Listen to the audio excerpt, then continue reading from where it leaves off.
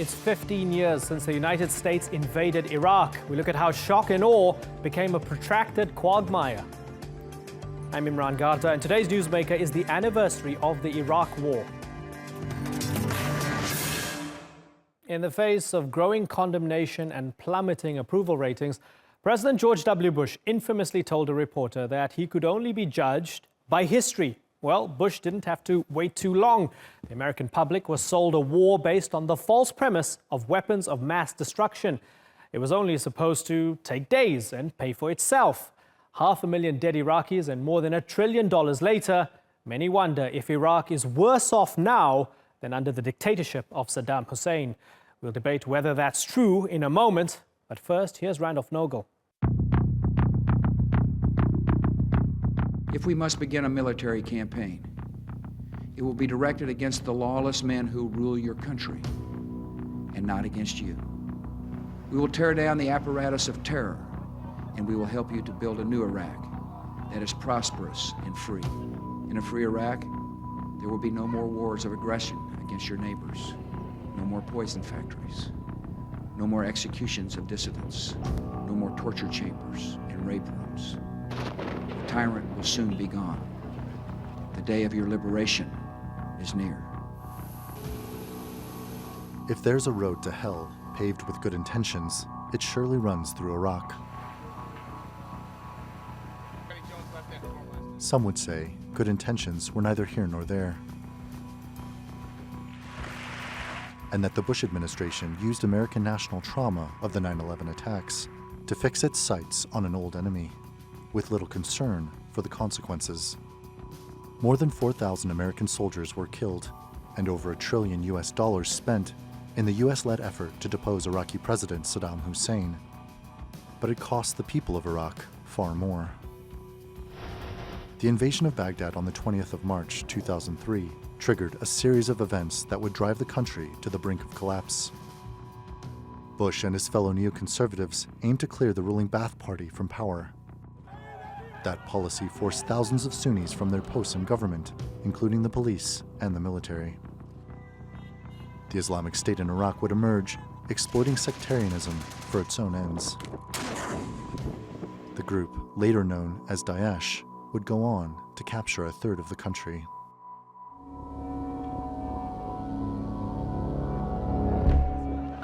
The legacy of former Prime Minister Nouri al-Maliki remains one of division. His Shia-led government was the first of the post-Saddam era. But during his time in office, from 2006 to 2014, many Sunnis became politically disillusioned, even as the Obama administration began to withdraw American troops deployed in Iraq. American forces will not be returning to combat in Iraq, but we will help Iraqis as they take the fight to terrorists who threaten the Iraqi people, the region, and American interests as well. The sectarian rift made it easier for Daesh to steamroll into northern Iraq and take the country's second city, Mosul, just months before Haider al-Abadi took the reins as prime minister from his embattled predecessor. Daesh ushered in a new era of violence and a return of airstrikes carried out by another American-led coalition. An Iraqi army rebuilt with US support, Kurdish Peshmerga forces, and sectarian militias worked together to push Daesh out. But now that their common enemy is all but defeated, the question is, can Iraq unite politically?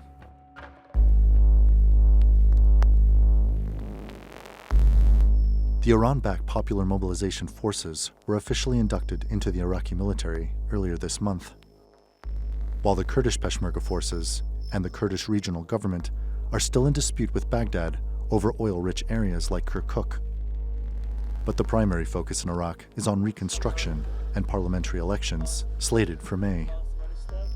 Sunni Arab and Kurdish lawmakers had asked for elections to be postponed to allow for the return of hundreds of thousands of displaced people, but Iraq's highest court ruled that unconstitutional. Now the prevailing hope is that Iraqis will invest their faith in a national government, and that corruption that has siphoned off a significant portion of Iraq's oil revenue will be stamped out. And while Iraq still faces a number of grave threats, where the country is heading can perhaps best be gauged by how many people choose to vote. Whoever wins will have the daunting task of rebuilding a country and uniting its people after 15 years of devastation. Randolph Nogel, The Newsmakers. Well, our panel includes the former spokesman for the Iraqi government, Ali Dabbagh, the former U.S. military spokesman in Iraq, retired Brigadier General Mark Kimmitt, and a former U.S. diplomat and advisor to the Kurdish Regional Govt, Peter Galbraith. But let's first speak to Iraq's former civilian Minister of Defense, Ali Alawi, in London. Ali Alawi, good to talk to you. 15 years on, how will history judge the invasion of Iraq? Well, it depends who the historian is. I suppose if it was an American, he would say it was one of the greatest disasters of American foreign policy. If it's an Iraqi who has suffered grievously in the former regime of Saddam, it would appear to be a form of liberation, which then descended into chaos and anarchy. And if the writer is a former Arab nationalist or a person who thinks that Iraq has fallen under the sway of alien forces, then he would write it up as or she would write it up as an unmitigated disaster. So it depends who the person who's writing the history. And how about Ali Alawi? Was the invasion wrong or was the implementation wrong? No, the invasion was wrong, and I think it's a clear-cut message for the future. I'm afraid that it will probably be repeated, but trying to rely on foreign forces to overthrow a dictatorial regime doesn't necessarily result in the outcomes that people seek. And if you look at the way in which events unfolded after 2003, for the majority, if not the vast majority of Iraq's people, the trade-off was between increased freedoms and living in a Hobbesian world of dog-eat-dog and of extreme violence and mayhem. 15 years on, do you genuinely believe... Clear. Yeah, sorry to interrupt you. Do you genuinely believe that you would have been able to overthrow Saddam Hussein by yourselves? I don't know. I think the mix of the opposition in 2003 was clearly incapable of doing that, because it was handed over a government and a state which it then proceeded to ruin. So the quality of people in the opposition, the mix, their drives and so on would have made it next to impossible. Dr. Alawi, let me ask you, 15 years on, a lot of people are asking, especially in this age of fake news, with it being a popular term, was the invasion based on a lie? Yes, I think it was. I mean, obviously, one of the main reason why the invasion took place was supposedly to do with weapons of mass destruction. But the subtext involved many other reasons and causes. But the bill of goods that was sold to the Western public was that it was there to eliminate the weapons of mass destruction, which were a direct threat to the West or to Western civilization. The whole thing was bogus. It was based on far different bases than that, and including revenge, including the national security of Israel, including there are many oil. There are many other factors behind that, but certainly it wasn't anything to do with weapons of mass destruction. Okay, Ali Alawi, I thank you very much for joining us from London. It's been a pleasure. Let me open this up now to the rest of our panel. Let me ask a man who was the face of the invasion and occupation, a man we saw on our screens in those immediate years afterwards. General Kimmitt, we heard from Ali Alawi that the invasion was based on a lie. Was what you fronted a lie? Well, no, it wasn't, nor was it bogus, nor was it preposterous. The fact remains that every intelligence service in the world was convinced that Saddam Hussein had weapons of mass destruction. This was a very short period of time after 9/11 when we had been attacked. America was clearly worried about the national security. We gave Saddam Hussein every chance in the world to demonstrate that he did not have weapons of mass destruction. It was not part of an overall plan to control the Middle East. It was a national security concern based on solid evidence that the intelligence had at that time. Was it an intelligence failure? Yes. Was it bogus? No. As people look at the historical timeline and they see that initially there were some suggestions that Saddam was connected to 9/11, then that took more of a backseat when there wasn't much evidence. Then it was Saddam has WMDs, they were not found. And then eventually the argument became, well, Saddam's a bad guy. You do understand that as this thing sort of devolved into, well, he's a bad guy and we needed to get rid of him, the credibility of the United States that undertook this venture was severely damaged, wasn't it? Well, no. First of all, I don't think we went to the war under the proposition that Saddam's a bad guy. We went into the war with our coalition partners, convinced that he had weapons of mass destruction, the capability to deliver them, and in many cases, the willingness. That's what the intelligence said at the time. Was the intelligence wrong? Yes. But you make decisions on the best intelligence you have at the time.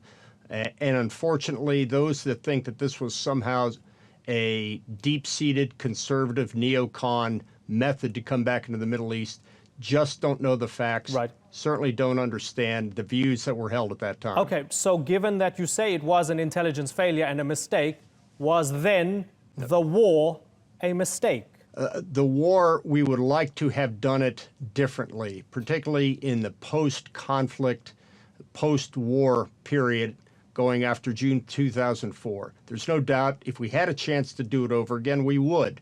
But life's not about do-overs. You don't get that chance. You might in journalism, but you certainly don't get that in the real world. Peter Galbraith, was the war worth it? Oh, well, it depends for whom.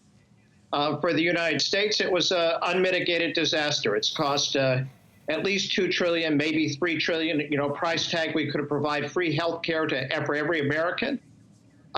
It's diminished America's credibility and leadership in the world in terms of the threat of the issue that the war was about, which was not having rogue states threaten the U.S. with WMD. We went after the one so-called rogue state that didn't have it. And the Bush administration then gave a free pass to North Korea, which today may be threatening the United States. And even more fundamentally, I think it undermined the confidence of Americans and people around the world in our institutions. It may have led to the current situation in the United States where we talk about fake news. But now let's look at it from the point of view of Iraqis. From the point of view of Shiites, these are people who have been oppressed brutally by Saddam Hussein. As a result, they were liberated.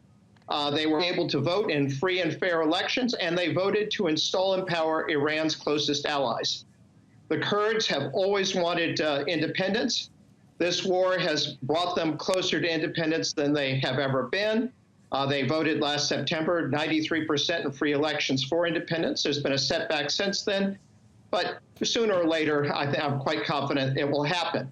For the Sunnis, some of whom were repressed, this probably was a good thing. For others, it was a disaster. But there's no doubt that the biggest winner in this election, in this war, was Iran, which fought for 8 years in the Iran-Iraq war at a cost of 750,000 lives, a huge treasure to overthrow Saddam and install its allies as the government of Iraq. George Bush did that for them in about 3 weeks. As a result, again, of free elections, the government of Iraq is Iran's closest ally in the world. The other big winner was al-Qaeda and Islamic extremists. They were not present in Iraq, and yet something even worse than al-Qaeda, namely Islamic State, is there. And a year ago, it controlled Iraq's second largest city. Okay, so let me take one of the things that you mentioned there and pose it to Ali Dabakh. Ali Dabakh, is it fair to say that you weren't actually a government spokesman of Iraq? You were a government spokesman of Iraq, which was a vassal state of Iran, actually, over the past 15 years. The problem, let me just participate in the discussion, that the plan, it was the plan, military plan. It was not a post-war plan by the American. That is the big failure. Now, they fabricate the causes in order to say that Saddam was against the national security of the United States. It is not a military job. It is an intelligent job, which they had fabricated the causes to the administration, and they took the decision of the war. War plan being by the military, but there was only just a war plan. But it's interesting that you say this as a former spokesman for the Iraqi government, as somebody who benefited from the invasion. You're telling me on this show that the Americans fabricated the fact that Saddam was a threat to the U.S.? Yes, I mean the intelligence, as Kemet said, it was a mistake. But Kemet says it's a mistake. It was You're not saying a mistake. it was a lie, fabricated. It was a fabricated causes that in order to take the decision of the war. As a beneficiary of this, don't you feel why fine? A bit icky no, about it's okay. No, I mean, we benefit out of we cannot do it, as Ali Alawi said. As an opposition, never, ever we could bring Saddam down. No power on the earth could bring Saddam down, only that the invasion. Invasion was a big, it's a good job to save Iraq, to save Iraqis. But the mistake was no post-war plan. They had dissolved the military without having a proposal, an alternative. And they did a lot of mistake, which again, it makes them pay that they had paid huge casualties, 5,000 soldiers, 50,000 wounded Americans, and finally, Iraq is in the hand of the Iran, as Peter said. It's right, that is true. America, they didn't earn out of that invasion anything. But let me ask you about your own responsibility rather than the Americans, and I guess the Americans can answer for themselves here. But what about the responsibility of the Shia majority in Iraq, those who benefited from Saddam being toppled? As Peter Galbraith mentioned, we saw Al-Qaeda from among the Sunni fundamentalists. We saw Daesh that emerged, one of the most egregious groups in history. They almost swallowed up most of the country. That's one side to the story. The other side to the story is Shia militias backed by the government, backed by the Iranians as well, right? That wiped out Sunnis, ethnically cleansed many Sunnis. It's well documented. And at the government level, from Nouri al-Maliki, for example, we saw Sunnis being disenfranchised. To what extent is the sectarianism the responsibility of the majority, those people who had the levers of power, never mind the Americans? Yeah, but you can't blame the Shia. It's part of the Shia, which Maliki. Right. Most of the Shia, they were opposing Maliki of what he did those against the Sunnis, or he has been loyal to Iran, or Iran supporting Maliki. You could see that the Grand Ayatollah Sistani was against Maliki, and he had passed the message to Iran not to allow Maliki, not to support Maliki to come for that. You can't blame Shia. But Maliki did a huge mistake, and most of the Shia was against Maliki to have that steps against the Sunnis in Anbar, in Mosul, in many places. So it's not a Shia to be blamed. But Maliki had the big disaster, and the problem and the difficulties, it is in the Shia region. Shia didn't get the services, they are unemployed, and most of the anger and uprising, you could call it, it was in the Shia region, not on the Sunni. You could see for 4 years. But everything that I told you is factually correct. Yes. In the build-up to this, right? Yes. What I'm saying is that it can't just be the Americans, right? It has to be Iraqi responsibility as well. Of course not. Not only on the American, but American at the beginning, at the early stage, they didn't have the plan. They had the decision because they were the invader, and we were under occupation legally. So they had the word. Right. By that time, they dissolve everything. The country is in chaos. They allow looting. Many things, I could name it. But at the end, when they had hand over the thing to Iraqis, there was also a big disaster. Maliki, in the 2 terms, had a big mistake, big disasters to the Shia first, to Sunni, to the Kurd, to the country, to the neighbors even. Had spoiled the relation with everybody. And this is, of course, that they are sharing. But at the end, as to look to the history, yes, the invasion, we call it an invasion, not liberation, definitely. The invasion had helped Iraqis in bringing Saddam down and to get the freedom out of Saddam. So, General Kemet, how do you feel about Ali Dabagh saying this was based on fabrication, it was an invasion, but thanks for toppling Saddam anyway?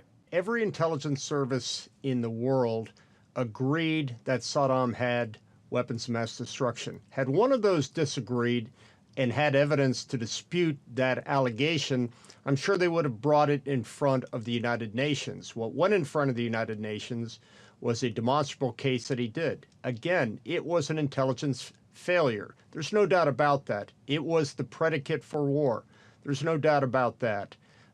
It was not fabricated. We don't have the capability in the United States to keep a secret.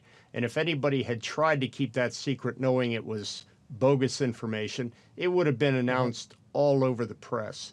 So again, would we have done it this way? Would we have invaded unless there was a solid intelligence case? Probably not.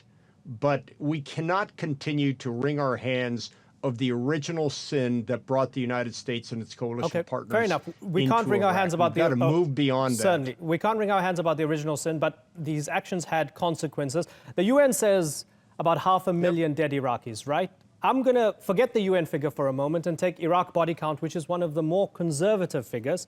It says 202,757 dead civilians since the invasion, and total violent deaths 288,000. Very directly, General Kimmitt, was it worth it? Again, we would have done it differently. You never can assess an operation by the number of civilian or military casualties. That's not a value statement, and try to say it was either worth it or not worth it by the body count. You will never be able to justify a war anytime you lose one life. We lost 50 million people on the part of the Soviet Union to destroy the Nazis in Germany. Was it worth it? I don't think those 50 million people would believe that it was. Okay, Peter Galbraith, is that a satisfactory answer for you? No. Look, the first victim of propaganda is always the propagandist. And, you know, if you're going to do national security strategy, you have to assess what are your resources, what are your relative threats. Once the inspectors got into Iraq, there was zero chance that Saddam could be developing nuclear weapons, which was the real threat, because you can't hide them. And that was just common sense. And meanwhile, there were two much more serious threats that they chose not to address. Now you can dress it up and justify it and say, you know, the intelligence was wrong. But this wasn't a matter of intelligence. It was a matter of sensible national security strategy. And the results have been catastrophic. I mean, particularly for the United States. The 5,000 dead, you know, and 5,000 dead really understates it, because there are people who are so severely wounded that they aren't going to have a meaningful life, people who would have died in previous wars. And all the Iraqi civilians, again, I think many Iraqis today, again, Shiites and Kurds, might well have judged it worthwhile, but that wasn't a reason for the U.S. to do it. So the costs of this were just huge. The justifications, frankly, ring hollow. I'm convinced that the Bush people believed their own propaganda, but they did not apply rigorous analysis, the kind of analysis that's taught to our military at the National Defense University, where I once taught. That wasn't applied. And then there was a heck of a lot of wishful thinking about remaking Iraq into a Western-style democracy. Okay, just enough time for two final responses. General Kimmitt, you can respond to Peter Galbraith before I go to Ali Dabakh. General Kimmitt? Well, first of all, I won't be lectured by somebody who never wore the uniform. I had to bury some of those soldiers, and it was the most tragic incident of my life. The second thing that I don't want to be, the second thing I don't want to be lectured on is that this war was not worth it, particularly by somebody who has profited immensely by it. So I would simply say that it is tragic. Every time I had to bury a soldier, I cried. Would we have done it differently if we had better information? The answer is yes. Do we like the fact that we invaded, seeing the consequences of what happened in Iraq? No. Do we have to live with those lessons and move forward and try to at least make things better now than they were in 2003? Yes. Okay, I'm going to ask for extra time here because I really need to get two final comments. Now, I said two before, but I want to get Peter Galbraith to respond before Ali Dabakh. Ali, I'm not ignoring you. I apologize. You are the Iraqi on the panel. Peter Galbraith, you said that was ad hominem. Doesn't Kimmitt make a point? You made, arguably, I don't know, reportedly tens of millions of dollars due to an oil deal with a Norwegian oil company. So maybe he's saying you have a dog in this fight. Well, if I had a dog in the fight, I might be taking a different point of view. Look, it's always a good thing when you're losing an argument to go to ad hominem comments, and that's exactly what he did. He suggested that since I didn't Peter, wear you're the the one uniform, that called me a propagandist. I'm not qualified. You called me a to propagandist. I'm just simply responding to that ad hominem attack. I have been in war zones. I have negotiated the ends of wars. I saw firsthand the incompetence of General Kimmitt and his planning in Iraq. I was there 6 days after the statue fell. We had no plans to protect any of those buildings except the oil ministry. I mean, it was a... Peter, at that time, I wasn't even near Iraq, nor was I doing the planning. your colleagues, but to suggest that because somebody didn't wear a uniform that they can't criticize, that is so antithetical to the nature of our democracy. Of course, it would be a comment that might also apply to any comment made by the current president of the United States. Okay, I'm going to park that off. Okay, Peter, I'm simply saying that those that. Okay, fair enough. I hope you both consider that satisfactory, that you both got to respond to each other. Ali Dabar, I want to talk about a little silver lining for which your government should be congratulated. Mostly defeating Daesh. They're all but defeated in your country. But you couldn't do it without the help of Americans. Yes. So let me pose this to you as the final question. Can Iraq really do anything right now, still 15 years later, anything positive like defeating Daesh without the help of the Americans? No, never, definitely. Because there was no institution being built correctly in the country during all the period which we had. This is unfortunately to say that. And one of them was military. Military in Mosul, it was a big scandal, what we had in Mosul. And it was a big lie, let me say. It was a military in Mosul. And all of a sudden, that in a few hours, everybody running away, and then they changed their dress. So you're incapable Americans, still. definitely, they had helped us in getting rid of Saddam. This is, historically, we have to appreciate it, we have to know. But there was no plan. There was no plan post-military, and Americans, they didn't listen to Iraqis on the early stages. Okay, a person like Kemet, I do understand that. He's realistic, he's reliable, he's a good man. Same, many people in the military, but they didn't listen to them. The Americans, they had their own way to do. But the point I'm making now is that you couldn't defeat Daesh, a group that your soldiers ran away from, without the Americans now. No, Americans, they had helped us, but the people who had the casualties, who had fight on the ground, was Iraqis, and the Iraqis, they approve. And many people, Americans, they pro-Iraq, and against those against Iraq, they had agreed that Iraqis did the job. But with the help of the Americans, yes, definitely. Because we don't have an air force, proper air force to protect the military, our military, they did a good job. But those who did the job was Iraqis on the ground. Fair enough. Okay, gentlemen, unfortunately, I have to move on. I would have much preferred to have continued this conversation, but I thank you all sincerely. General Kemet, Peter Galbraith, Ali Dabar, and earlier Ali Alawi. Thanks for joining us once again on the Newsmakers.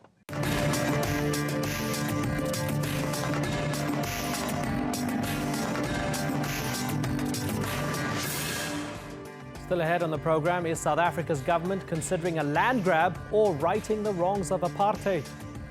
And has Spanish security gone too far after locking up artists in the name of fighting terrorism?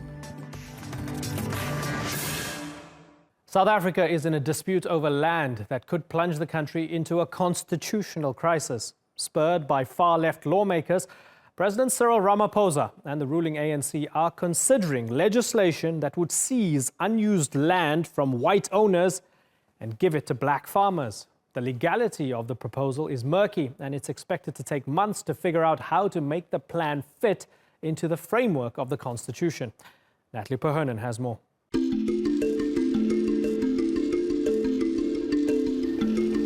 In South Africa, soil represents more than just earth. Land ownership is a constant reminder of a colonial legacy and the lasting effect it has had on racial disparity between black and white South Africans. It's also now a key political issue for the ruling party, the African National Congress, or ANC.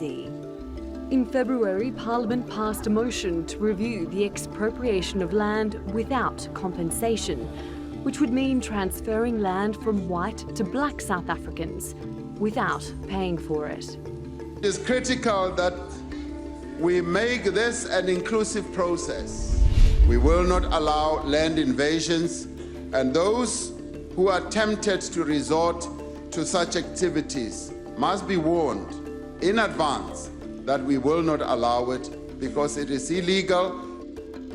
President Cyril Ramaphosa has described land dispossession as the original sin, and it was enshrined in law under the Natives Land Act of 1913, which took away the right for most black people to own property. The government says blacks now own just 4% of privately owned land, compared with 72% for whites. The ANC has long promised to accelerate land reform, but the slow pace of change on that policy has allowed opposition groups to take ownership of that goal, including the economic freedom fighters. Here is their leader, Julius Malema, at the party's launch in 2013. Our people should feel confident again that this is their soil. And fellow white South Africans, if you agree with us, you are more than welcomed to join us in the redistribution of land and the wealth of South Africa. Ramaphosa has pledged that any expropriation policy will be carried out in a way that won't damage the economy or agricultural production, nor jeopardise food security. But when land is such an emotive issue, can such a political promise be delivered? Natalie Pohonen, The Newsmakers. Well, joining me now from Cape Town is Thomas Walters. He's an opposition member of parliament with the DA who helps oversee rural development and land reform. And from Johannesburg, we have political analyst Oliver Dixon. Gentlemen, thanks so much for joining us. Let me start with you, Thomas Walters. Tell me why you disagree with your fellow MPs who voted for this resolution. Well, firstly, our constitution, and the proposal is to amend our constitution to make expropriation without compensation possible. Our constitution was not drafted to protect the property rights of a few. It was actually to prevent the kind of arbitrary expropriation of property rights that we saw during the apartheid system. It's actually there to protect the property rights of newly included people in the economy. And if you look at some of the proposals that are being touted around in South Africa, what you actually have is the state expropriating private property rights to itself. We believe that it fundamentally undermines our democracy. We believe it's actually an expropriation of rights, not just of land. Right. And we believe that our constitution was drafted to have land reform with justice. Right. Oliver, looking at the context of South Africa, it's clear land is a problem, land reform is a problem. The majority don't have enough of land, but is this the right way to go about it? Expropriation without compensation and changing the constitution? Look, the alternatives have clearly proven to be ineffective, inefficient, and have proven to not be able to transform the life of many South Africans, millions of South Africans. So if you ask, is this the right method? We first have to ask ourselves, has the alternatives been exhausted? And it is the case in South Africa that the alternatives have been exhausted, and we now have to resort to amending the constitution to be able to create an equitable, just and fair South Africa. And land is at the heart of equitability, justice and fairness. However, I just want to disagree with Thomas there. The expropriation of land is not the expropriation of rights, because here we have to be very clear about what is being done here. People's private homes are not being expropriated. Insofar as their private homes occupy land that unjustly acquired, we can have a conversation there. But we're talking about land here to rebuild and redesign and reconfigure the South African economy. That's to say, we're looking at commercial land, we're looking at agrarian land, we're looking at lands that will enable black people in South Africa to enter the property development market, to enter the agriculture market, and that's where the conversation is. Right. So if you living on land that's 1,000 square meters, that's not what we're talking about here. Okay, now for some, expropriation without compensation doesn't mean anything other than land theft. Thomas, let me give you what the president said. Ramaphosa has said the policy will be undertaken in a way that doesn't threaten food security or economic growth, and they talk of unused land remaining a target. Why don't you believe the president? Well, first of all, there's about 4,000 farms in South Africa that is already in the hands of the state, with a 90% failure rate of state management and ensuring that beneficiaries get that land. So I'm not quite sure what facts the other gentleman on the debate is working with. He clearly is not from the government. He's a political analyst. It's a pity that the governing party isn't here to answer some of these questions. For starters, the proposal, and you can look at what the ANC is saying in the Parliamentary Portfolio Committee. You can look at what the proposals are from the grouping within the ANC that's moving this. We're talking of expropriate or changing Section 25 of the Constitution that refers to property rights. It's not only land that is contained in that particular section of the Constitution. And the comment that alternatives have been exhausted, I completely disagree. In fact, where the Democratic Alliance governs, we have a 63% success rate with land reform projects compared to a 90% failure rate with the ANC governs. Okay. So alternatives, successful alternatives, in fact, exist. And we are not dealing with the argument about land ceilings, and I'm not sure who the we is that's being referred to. That none of that is actually in a concrete proposal in part of the constitutional process. Currently, we're dealing with state, and the argument on the table is state expropriation of private property, which could be anything, not just land. Yeah, and so to speak with authority as to what the ANC government is saying, I believe is frankly speculation. Okay, and you posed something interesting there. Unfortunately, we did reach out to multiple members of the ANC. None of them wanted to appear on the program.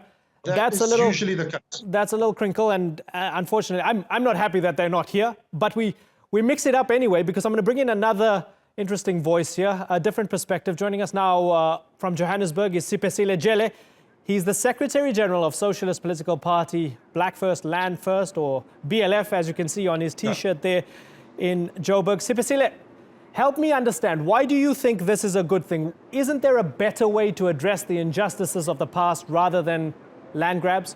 Our belief, it has long been our belief that there's nothing that happens in this world that happens out of land. So everything that we do, everything that happens out of land. Land is dignity. So if the black people of South Africa do not get land, they will never then get wealth. So we cannot equally distribute our wealth of this country without redistributing land. Because all the businesses, all the minerals underneath and the agricultural land, all the properties are done on top and underneath land. So we believe that land is dignity. And that's why it was dispossessed from us, because those who dispossessed our forefathers understood it very well that if we were to conquer these people, we should take their land from them. So we believe that yes. Okay, Oliver, do you agree with BLF? Yes. I'm presuming you don't agree with all of what BLF stands for, but on this issue, do you agree with them? No, I agree with as far as the sentiment of dignity and land is concerned, because that is a real problem in South Africa. But I don't believe with the operation BLF suggests, and I think you may have asked him that question unfairly, because I don't think what we're speaking about is land grabs. Land grabs is what happened in Zimbabwe, where self-entitled political elites went and chased away white farmers off of the land. Here we're talking about a sophisticated transfer of land into the coffers of the state, and the state will redistribute that land fairly and equitably across the country. That's not a land grab system. Okay. Let me take that and pose it as my final question to Siphesihle. Siphesihle, do you want a repeat of Zimbabwe in South Africa, or are you willing to accept the legalities of whatever comes through that committee and whatever then proceeds from Parliament afterwards? Okay. Just on the 2 points. Firstly, the last point of accepting what the committee is currently doing, we do welcome it. But it is our firm belief that politicians will never give us land.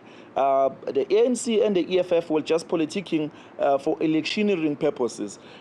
By come next year elections, we will not have got land from the DA and the ANC on their motion. So their motion, we welcome it as a positive step in the right direction, but we know that they were just playing politics. So we put actions into that rhetoric. That's the first part. And the second part is that on the Zimbabwe question, if we were to highlight that aspect, that the Zimbabwean land redistribution program was a success, but the only thing that was sort of a stagnating of the process was due to the mere fact that the European people who run the economies of our countries here in Africa then sabotaged the economy of Zimbabwe so that they can set the Zimbabwean economy collapsed as a result of Mugabe's economic policies. Nobody from the outside collapsed the economy.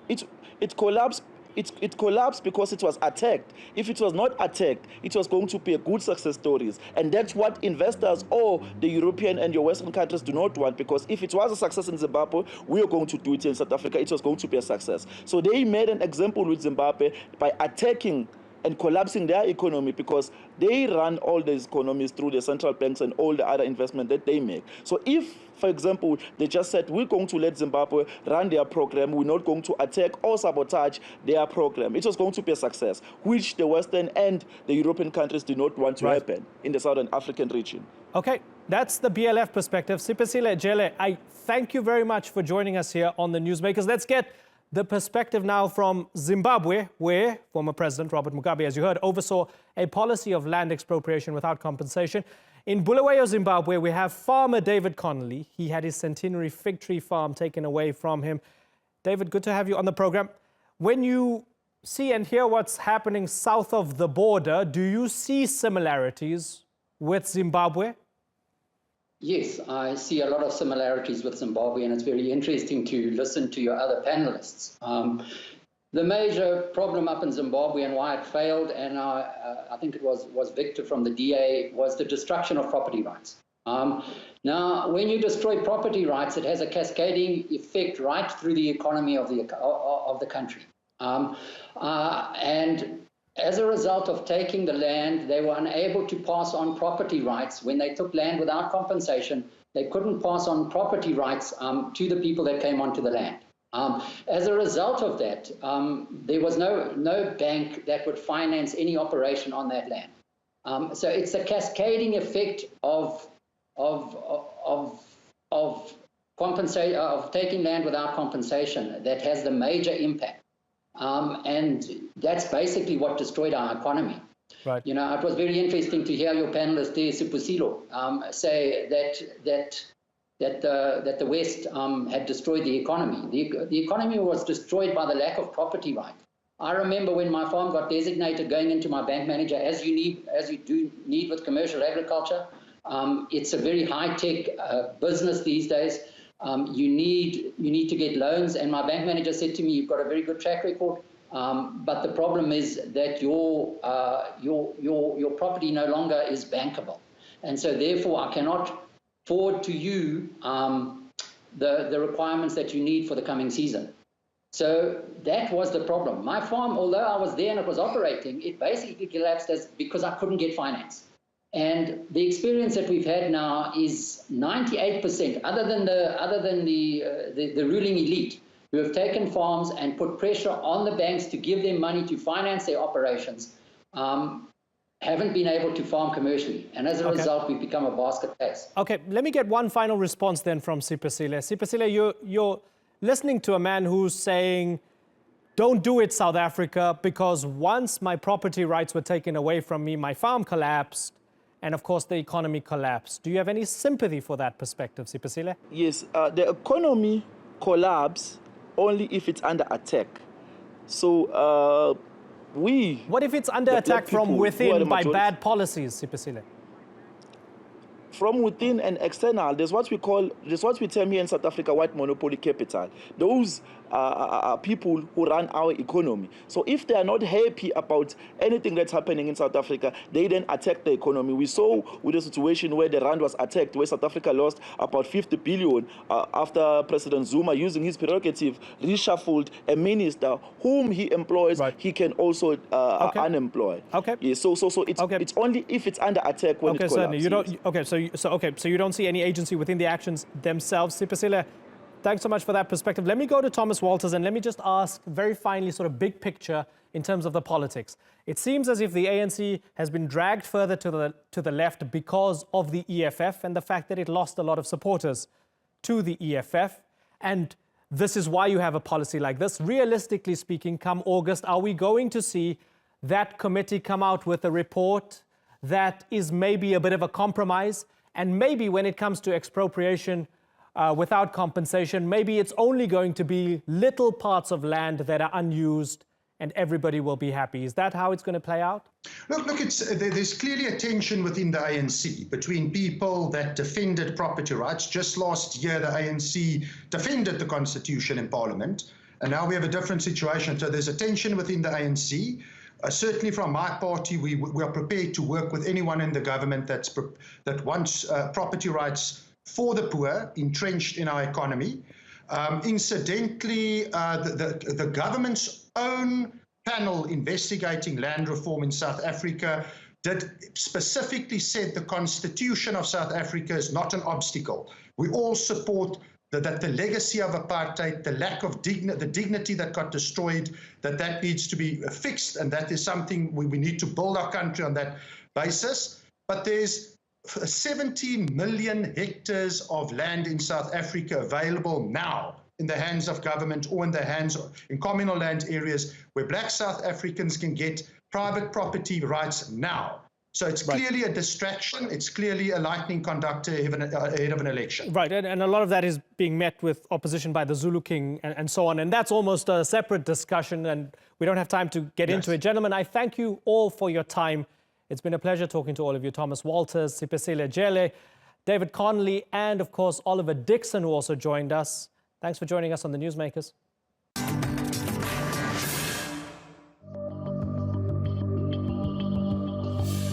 Spain's broad and vaguely worded law is resulting in the silencing of free speech and the crushing of artistic expression. Sending rappers to jail for song lyrics and outlawing political satire demonstrates how narrow the boundaries of acceptable online speech have become in Spain. In Spain, joking about terrorism can land you in prison.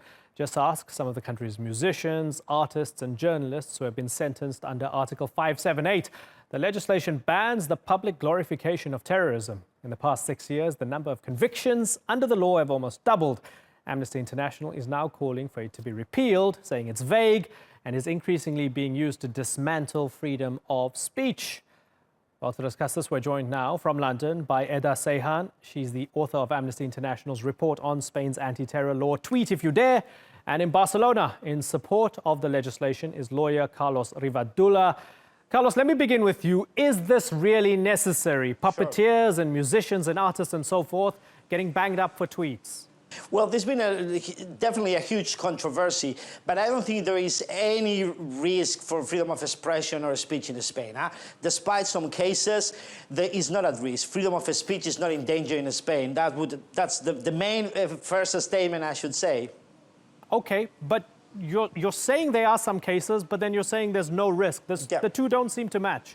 You're a lawyer. You can understand why I see a discrepancy there.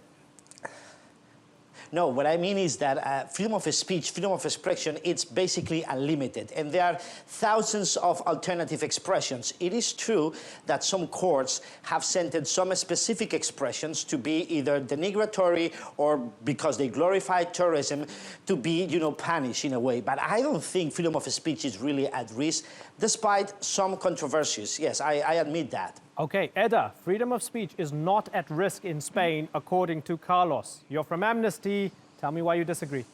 Well, I think the figures really speak for themselves. So the law in question, Article 578, which prohibits glorifying terrorism or humiliating the victims of terrorism, one person was convicted under this law in 2011.